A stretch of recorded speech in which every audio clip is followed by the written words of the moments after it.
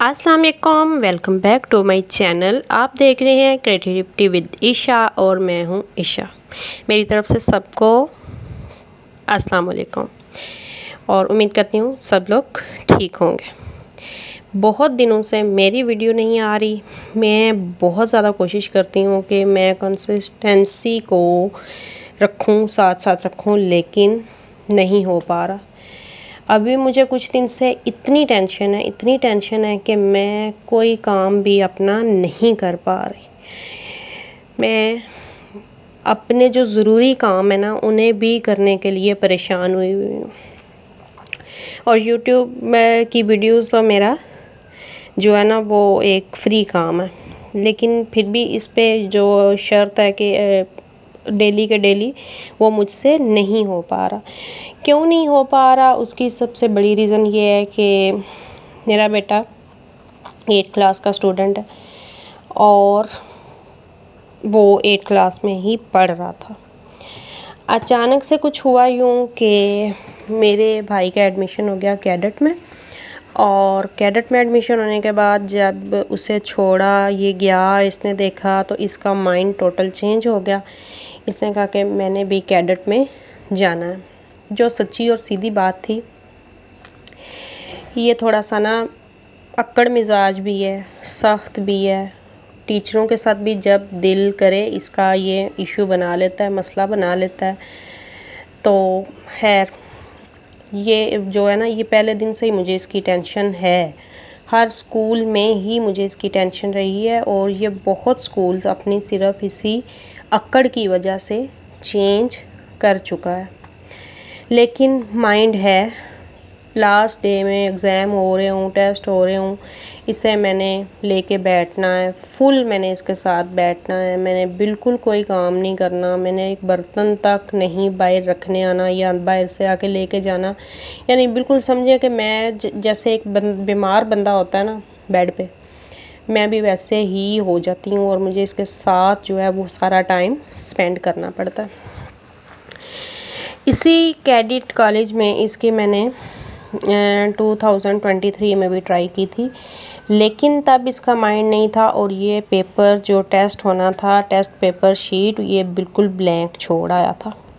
इसने कुछ भी अंदर नहीं लिखा था, कुछ भी नहीं लिखा था। कि तब इसकी मर्ज़ी नहीं थी, तब मेरी और मेरे हस्बैंड की का बहुत ज़्यादा दिल था कि हम इसे, लेकिन ये अपना पेपर, अपना टेस्ट बिल्कुल खाली ब्लैंक छोड़ आया था, जिस वजह से ये अपीयर नहीं हो सका था। लेकिन अब आ जाके हर बात पे माएँ बदनाम होती हैं कि माँ ने ख़राब कर दिया, माँ ने ऐसे कर दिया, माँ ने वैसे कर दिया। माएँ बेचारी इसलिए बदनाम हो जाती हैं क्योंकि माँ ने पैदा किया हुआ होता है, हालांकि माँ का कोई अमल दखल नहीं होता। मेरा एक बेटा है और एक बेटी है, और बेटी मेरी माशाल्लाह, मुझे जो है ना उसके पीछे नहीं इस तरह भागना पड़ता, क्योंकि हर बच्चे की साइकी, हर बच्चे की नेचर जो है वो अलग होती है। और इसकी नेचर ये है कि ये स्टडी की तरफ इतना नहीं आता। जब इसे को बहुत ज़्यादा दबाव लगा के पढ़ने पढ़ाने की कोशिश की जाए तो तभी ये पढ़ता है।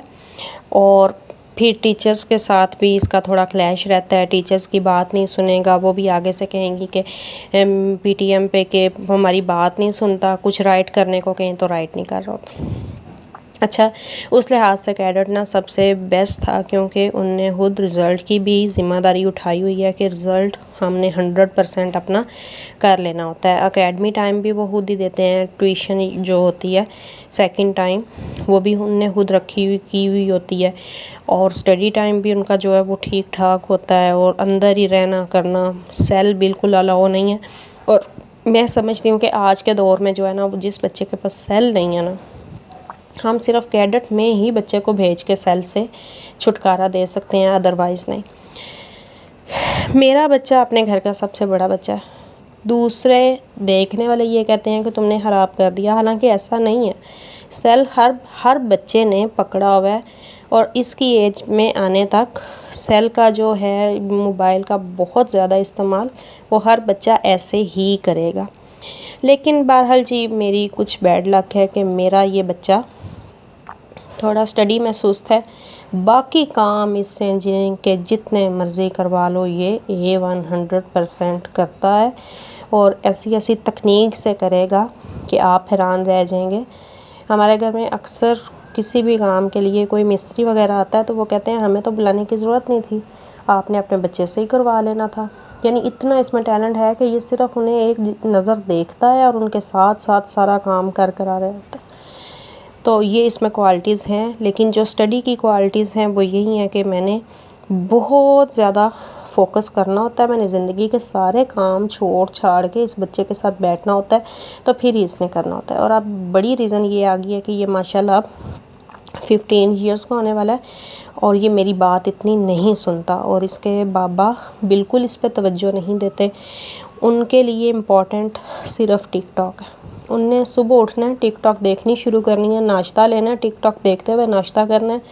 उसके बाद उनने अपने काम पे चले जाना है, काम पे भी उनने अपनी टिकटॉक देखनी है। घर आते ही उनने खाना लेना है, खाना खाते हुए भी टिकटॉक देखनी है और फिर टिकटॉक देखते हुए ही सो जाना है। ये उनकी ज़िंदगी का जो है ना वो है तरीक़ाकार है, तो वो भी इस पर तवज्जो नहीं देते। लेकिन जब ये ज़रा सारी कोई चीज़ आगे पीछे उल्ट होती है तो उस टाइम फ़ौरन मेरा नाम आता है कि तुमने ख़राब कर दिया, तुमने बच्चों को ख़राब कर दिया। मैं फिर इतनी डिप्रेस हूँ इस चीज़ को लेके कि मैंने क्या बच्चों को ख़राब कर दिया। हत्ता कि इसके बाबा का दिल होता है कि कहीं भी आना जाना है ना तो किसी और के साथ चली जाओ, तो वो भी मुझे यही रास्ते में सुनने को मिलता है कि तुमने ख़राब कर दिया। अब कुछ भी हो जाए, यानी इसके बाबा का दिल होता है कि मुझे तो कहे ही ना कि कहीं जाना है या तुम ले जाओ या ऐसे करना। डिप्रेस में इसलिए कि ये थोड़ा अक्कड़ मिजाज है। फिर हम कैडेट, अब हमने दोबारा इसका टेस्ट दिलवाया, वो इसने ठीक नहीं किया, लेकिन हम दोबारा गए, हमने कहा हम अपनी रिस्पॉन्सिबिलिटी पे इसे छोड़ते हैं, आप इसे रख लें, फीस हमने पे करनी है, हम आपको ब्लेम नहीं करेंगे। उन्होंने कहा जी ठीक है हम रखते हैं। अब रखने रखाने के सिलसिले में हम लगातार उन्हें कॉल्स कर रहे हैं कि किस दिन बच्चे को ले आएँ, लेकिन वो भी हमें आंसर नहीं दे रहे। और मेरे दिमाग में जो सोच है वो मुझे ले के बैठी हुई है और जिससे मैं कोई काम नहीं कर पा रही, कोई काम नहीं मैं कर पा रही।